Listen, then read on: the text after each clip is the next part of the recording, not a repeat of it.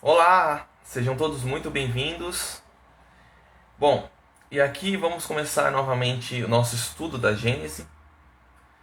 Hoje vamos adentrar no capítulo 3. Então eu vou aguardar um pouquinho algumas pessoas entrarem, para que aí sim possamos dar início ao nosso estudo. Então, enquanto isso, eu vou aguardar um pouquinho. Vamos ver aqui.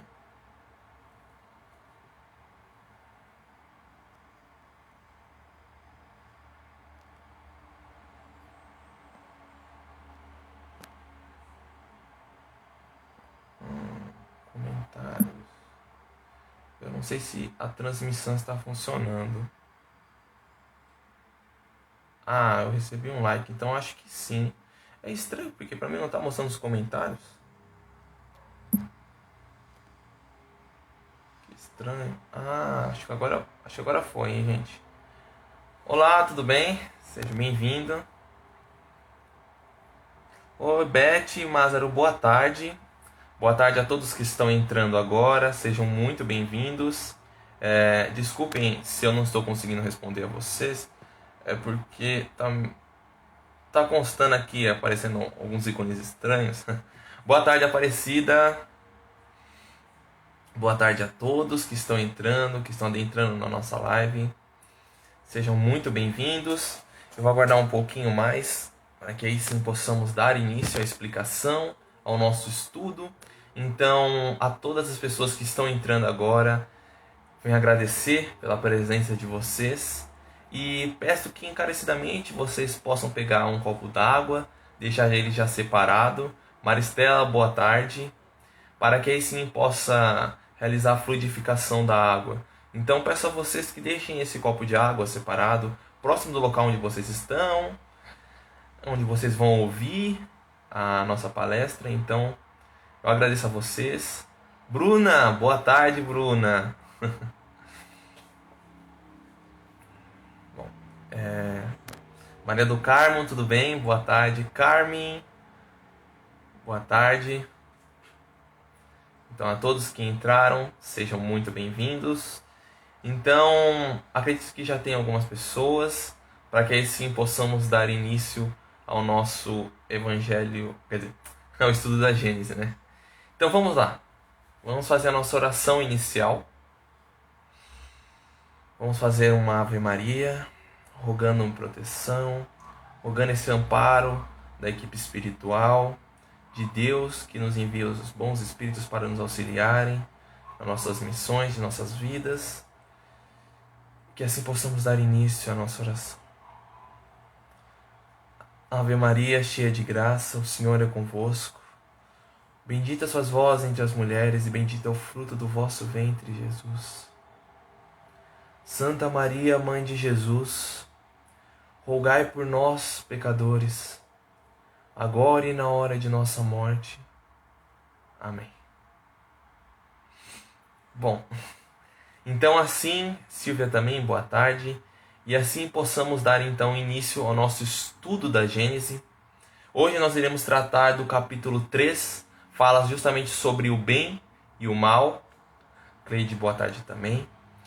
E, bom, caso vocês tenham alguma dúvida, alguma pergunta que vocês queiram fazer em relação ao tema, eu peço que vocês vão escrevendo essas perguntas e deixem aqui nos comentários. Ou se não, deixe para perguntar no final. Mas se preferirem, podem escrevendo, que aí no final eu vou ler elas e vou respondendo para vocês, caso vocês tenham alguma dúvida. Lembrando que também nós já fizemos o capítulo anterior, o estudo anterior, então quem quiser ver. Mercedes Alexandrino, boa tarde também. E bom, vamos começar o estudo em si. Como eu disse, hoje vai ser o capítulo 3, nós vamos falar sobre o bem e o mal, e ele é dividido em 3 tópicos. O primeiro deles é a origem do bem e o mal. Então, da onde surgiu o bem e o mal? O que os originou, né? O instinto e a inteligência, e depois a destruição dos seres uns pelos outros. Então, por que os seres se destroem? E, bom, vamos começar então pelo primeiro tópico, a origem do bem e do mal. Então, como podemos explicar, né, o bem e o mal? Como podemos criar essa compreensão do que é o bem e do que é o mal? Da onde eles surgiram? Então, logo no primeiro tópico que se fala sobre o bem e o mal, do capítulo 3 da Gênese, começa Kardec elucidando dessa seguinte forma: sendo Deus o princípio de todas as coisas, e sendo este princípio toda a sabedoria, toda a bondade, toda a justiça, tudo o que dele procede deve participar de seus atributos, porque ele é infinitamente sábio, justo e bom. Nada pode produzir de insensato, de mal e de injusto. O mal que observamos não deve ser, pois, uma fonte dele. Então aí chegamos a uma conclusão de entender que, se Deus ele é soberanamente bom, justo, como nós já vimos no nosso estudo anterior, que falava sobre Deus, sobre a natureza divina dele, que todos os atributos dele são elevados o quê? Ao extremo, ao máximo.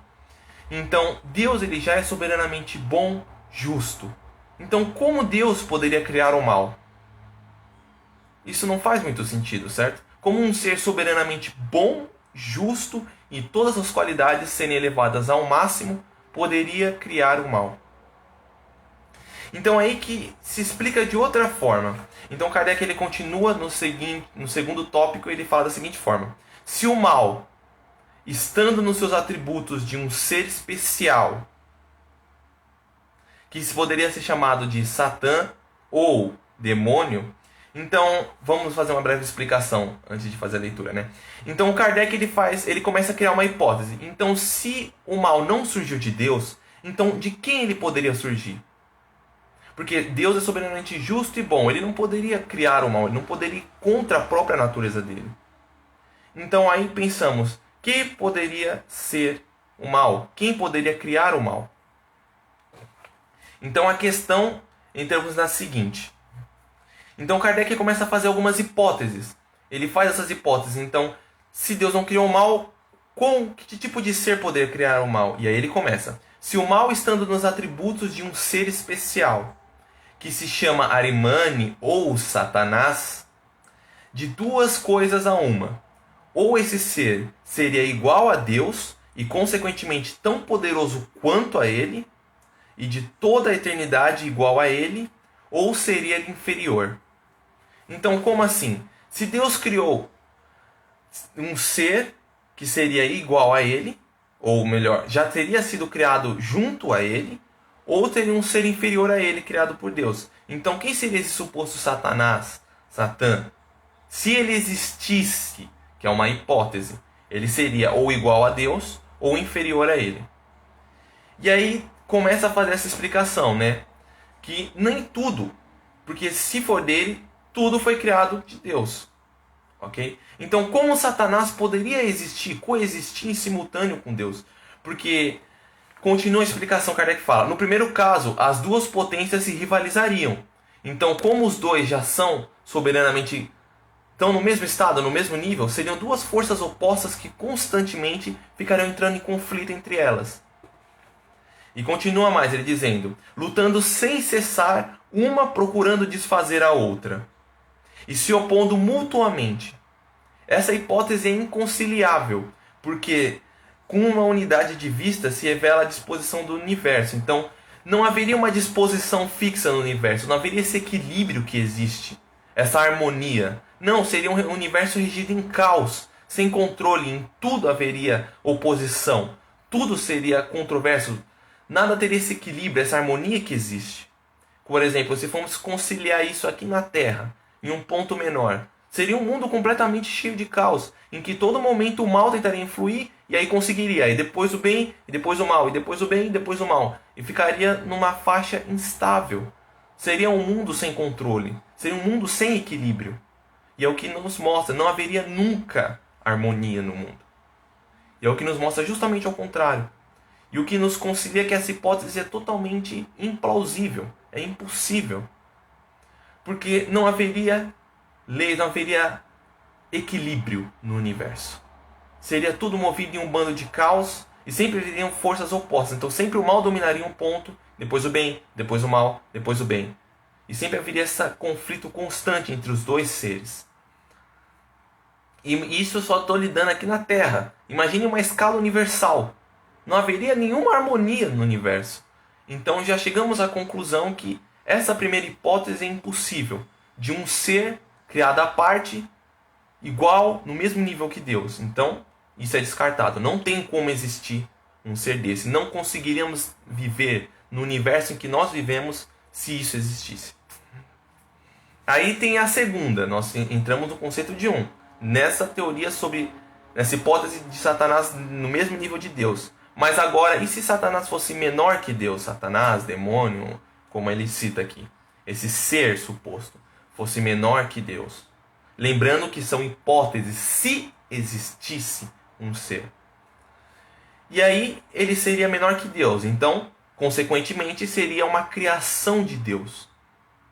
Então, um ser que seria criado por Deus para fazer apenas o mal, ficar vivendo regido no mal e atrair as criaturas para o mal. Acho que isso é um pouco implausível e totalmente sem lógica, levando em consideração que Deus é soberanamente bom e justo. Então não tem como conciliar esse tipo de coisa, entende? Mas aí você me questiona, mas existem muitas religiões que falam sobre um suposto que, na verdade, não era um ser já do mal, era um anjo que caiu e que depois sim começou a trazer as criaturas para o mal, atrair elas para o mal.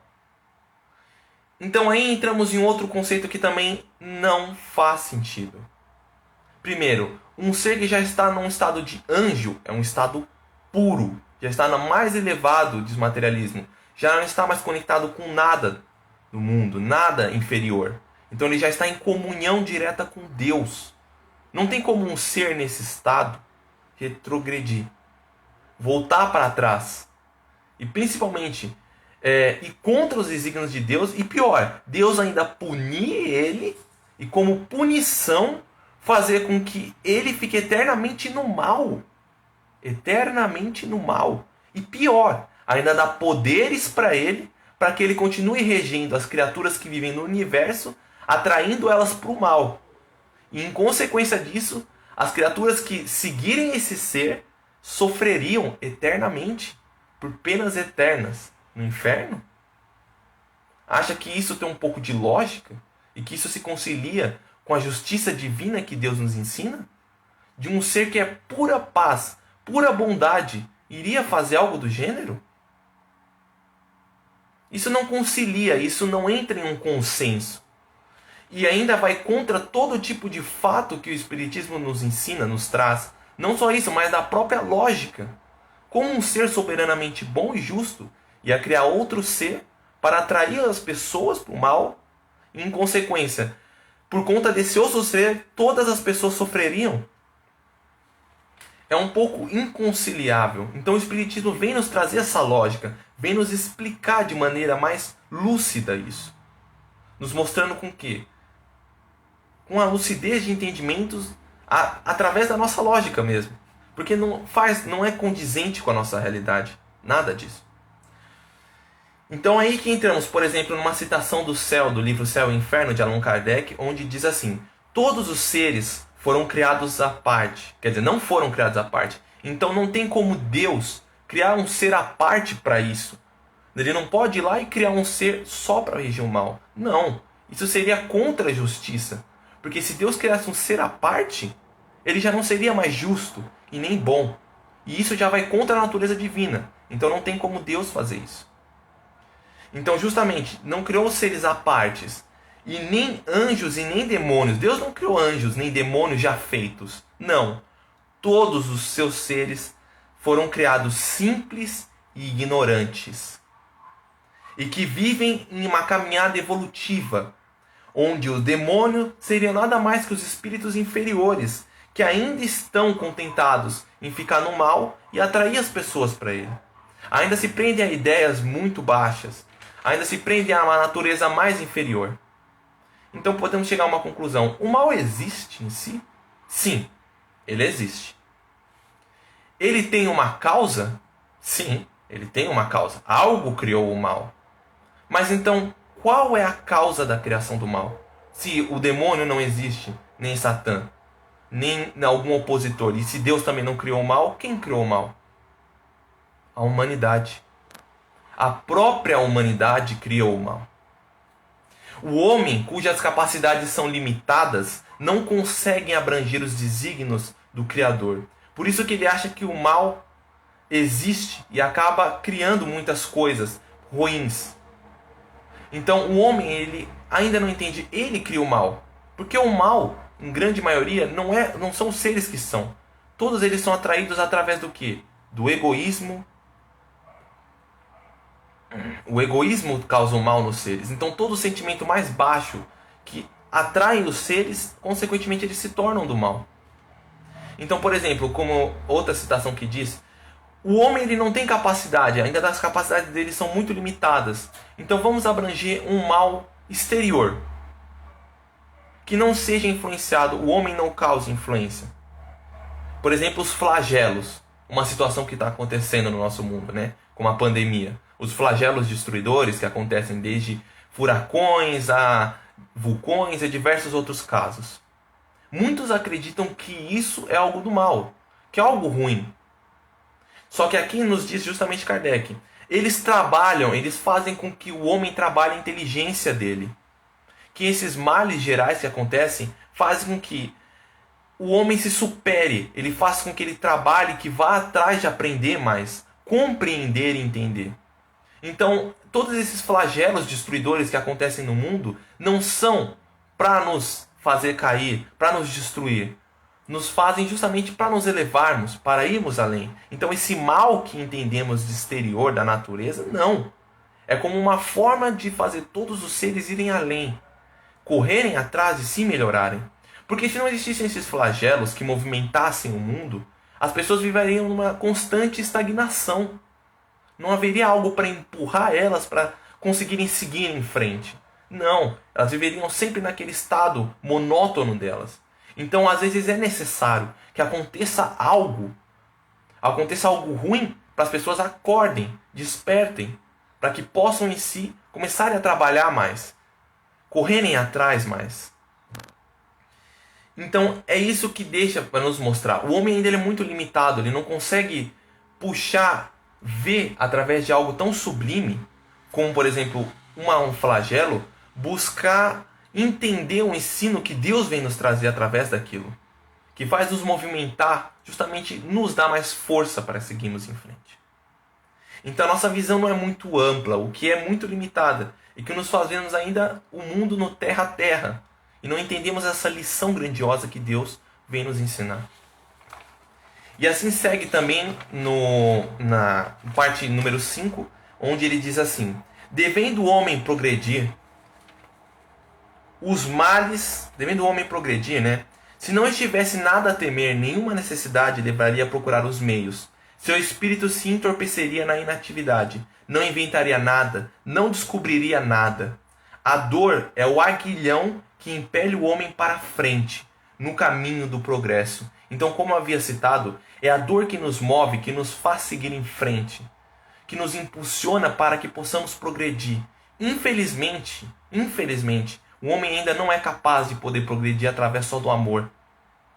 Não é só através da paz, porque ele se estagna, ele desiste. Ele fica num estado de estagnação e não quer progredir, só quer aquele bem prazer para ele. E ele não busca se elevar. Então, justamente, essas situações vêm para nos motivar, nos dar força, para seguirmos em frente, para nos testar e para nos fazer trabalharmos. Então, e os casos, agora eu abrangi um mal, supostamente um mal exterior, algo que não é influenciado pelo homem, que seria algo natural. Mas e o mal interior, o mal que o próprio homem causa? Então, como conciliar esse mal? Esses são dados por Deus ao homem, quer dizer, eles não são dados por Deus ao homem, né? Então não é o Deus que vai lá e joga esse mal para o homem, não, é o próprio homem quem causa esse mal nele. Então são os próprios males que o homem cria através das leis de causa e efeito. Então é aproveitar o erro para aprendermos ele. Então muitas vezes o homem ele comete vários erros, mas esse mal que ele comete foi influenciado por ele mesmo. Ele quem causou o mal. Então é a própria humanidade quem cria em si o próprio mal. Tem uma citação muito interessante, por exemplo, no livro Ação e Reação do Francisco Cândido Xavier, do Espírito de André Luiz, em que cita a seguinte forma. No prefácio, o Emmanuel diz assim: as nossas possibilidades hoje nos vinculam nas sombras de ontem, extinguindo-nos os trabalhos infatigáveis no bem e na construção do amanhã, sobre as bases redentoras de Cristo. Então Emmanuel nos mostra aqui justamente que os erros que nós cometemos todo esse mal que acontece com nós, em grande maioria são os erros que nós cometemos. Nós cometemos um grande erro no passado, tivemos uma atitude errada no passado. Então temos que nos trabalhar para que possamos reconciliar esse mal que realizamos. Então é aproveitar isso. E justamente Deus se utiliza desse mal que cometemos para nos trazer uma lição, para nos ensinar. É a vivência da lei de Deus. Porque não é Deus que está lá aplicando, mas é através das leis dele que nós conseguimos entender o mal que nós fizemos. Justamente para fazer o homem entender o erro que ele está fazendo. Então, como podemos encontrar esse mal? Então, no Livro dos Espíritos, tem uma questão muito interessante que Kardec pergunta para os espíritos assim: onde estão gravadas as leis de Deus? Porque são através das leis de Deus que são aplicadas no homem. Aí ele diz assim: na consciência. Então todos nós temos em nossa consciência o nosso júri. Então sempre a consciência nos fala, quando nós vamos fazer algo errado, ela fala: não faça. Você sabe que você está errado. Mas nós temos o livre-arbítrio de agir. Então nós quem criamos o nosso próprio mal para nós mesmos. E em consequência, por exemplo, você pode criar o mal para aquela pessoa. Você quem está usando o seu livre-arbítrio para fazer isso. Então é a própria humanidade quem criou o mal. Deus não criou o mal. Ele criou justamente várias leis para conciliar os seres. As leis são perfeitas. Elas estabelecem cada coisa. Mas a própria humanidade quem cria o mal para si mesma. Ela vai contra, ela tenta burlar as leis e não consegue. Porque as leis não são burláveis, são leis eternas, são leis perfeitas. As leis humanas são burláveis, mas as leis de Deus não.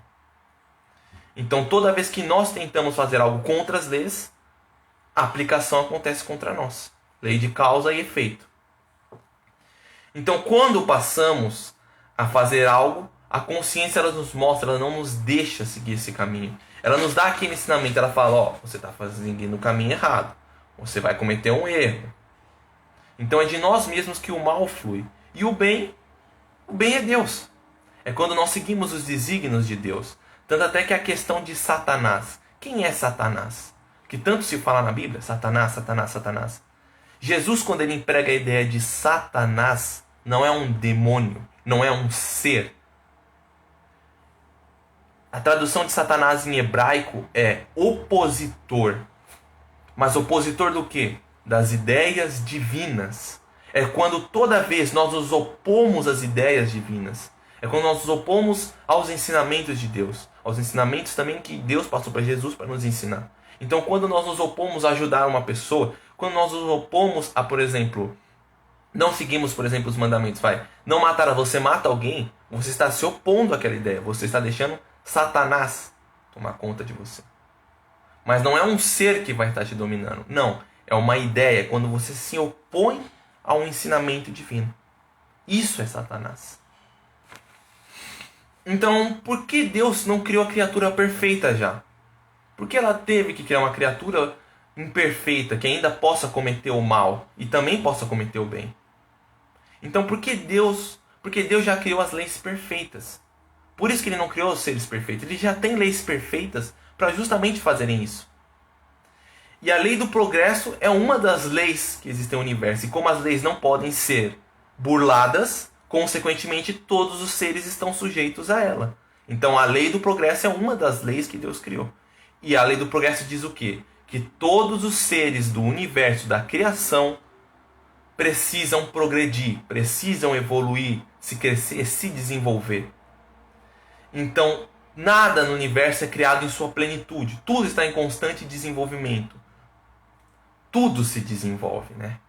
Então, quando temos tudo, por exemplo, uma questão, quando temos tudo de mão beijada, nem sempre valorizamos aquilo. Não aprendemos a criar aquele valor.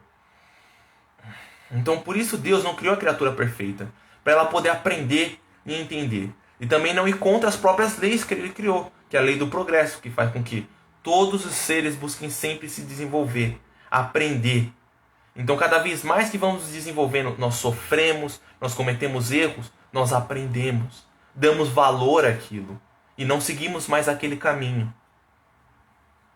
Então, vemos que todas as paixões e os instintos das pessoas, elas estão ainda em conservação. Então, por exemplo, os instintos existem muito presos em conservação.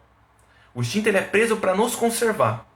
Porém, conforme o homem ele vai progredindo em moral e intelectual, ele não precisa mais desses vícios e das paixões, porque os vícios e as paixões elas ainda são presas ainda. São uma forma de conservar. É onde você segue os instintos. Mas cada vez mais que o homem vai progredindo, vai evoluindo em moral, ele deixa isso de lado. Ele não precisa mais dessas paixões, desses vícios, porque ele já tem o próprio livre-arbítrio. Ele já consegue compreender, raciocinar e agir de forma mais coesa, sensata. Ele não tem mais necessidade daquilo. É só quando ele ainda está inferior que ele precisa das paixões e dos vícios. Então, porque ele já tem um conhecimento e um livre-arbítrio para lidar, para conduzir a sua própria existência. Então, esses vícios, essas paixões, né, que nós também consideramos como algo mal, como algo ruim, elas deixam de ser levadas em consideração, não são mais necessárias. Porque cada vez mais que o ser vai evoluindo, mais vai se desenvolvendo, ele perde essa necessidade. Então cabe ao homem utilizar a sua inteligência para diminuir as forças das influências, das paixões nele. Então ele consegue ir dominando mais, e dominando-as, fazendo com que se prepondere a moral. Então no início, ainda quando ainda somos seres muito inferiores, ainda quando estamos no início da criação, quando somos ainda simples e ignorantes, as paixões ainda são necessárias para que o ser se eleve, para que ele busque, para que ele entenda. O instinto ainda é muito preso. Mas cada vez mais que vamos evoluindo, mais que nossa inteligência, nosso conhecimento vai se preponderando, então a nossa prioridade se muda, se transforma em outra. Então cada vez mais, dominando as paixões, ele busca o quê? Agora preponderar a moral. Deixar a moral influir nele, e não mais essa inferioridade. Então, por exemplo, uma questão que nos diz é justamente isso. O céu e o inferno nada mais são que estados de espírito, em que a morte apenas os revela. Então tem muita gente que tem medo da morte, falando, não vou para o céu, para o inferno. Não, o céu e o inferno você constrói aqui. Porque muitas pessoas acham que não. Eu só vou viver um pouquinho, aqui eu só vou sofrer, só vou fazer tal coisas, e só quando eu morrer, quando eu desencarnar, que aí sim eu vou para o céu ou para o inferno. Não, o céu e o inferno você começa a construir aqui. Aqui na sua existência, você cria o céu e o inferno. E aí sim, quando você vai para o plano espiritual, aí você nada mais é que revelado. Te mostra, você entende, mas você não vai para um lugar pré-determinado, específico. Não. Mas a sua própria consciência te coloca isso. Por exemplo, aqui mesmo, no livro Evolução em Dois Mundos, de André Luiz, nos diz isso. E fala assim, o mecanismo da regeneração rege antes de tudo na consciência do próprio indivíduo. Então André Luiz nos cita isso no livro Evolução em Dois Mundos, para dizer que tudo está na condição do próprio indivíduo. Ele mesmo quem rege isso para si. E no plano espiritual nada mais é que revelado para você. Lá você vai realmente vivenciar aquilo tudo que você plantou na sua consciência. Mas de forma variando para cada ser. Então aí começamos a entender mais de onde surgiu o mal, o que é o mal, de onde ele veio e o que é o bem. Que o bem nada mais é a origem divina. O bem em si, por si só, ele é a origem divina. O mal não. O mal foi criado pelos seres e não por Deus. Pela própria humanidade. Querendo seguir o caminho errado da consciência e caindo para os erros que ele é levado. Mas por si próprio. E aí nós entramos no segundo tópico do estudo da Gênese, que é justamente fala sobre o instinto e a inteligência. Então, o que eles são, né? Eles são a mesma coisa, o instinto, a inteligência? Eles provêm de um mesmo princípio? Então, o instinto e a inteligência, eles provêm da mesma coisa? O que é um e o que é outro? Então, aí nós iremos começar a fazer a leitura do item 11 da Gênesis, e fala justamente assim. Kardec diz que o instinto é a força oculta que solicita aos seres orgânicos os atos espontâneos e involuntários, tendo em vista sua conservação. Nos atos instintivos não há nem reflexão, nem combinação e nem premeditação. Então, como podemos entender isso? São atos espontâneos. Então, é um ato involuntário, um ato mecânico, um instinto. Você age de forma involuntária. Então, por exemplo, quando vem algo na nossa pálpebra, instintivamente nós fechamos. Nós tentamos bloquear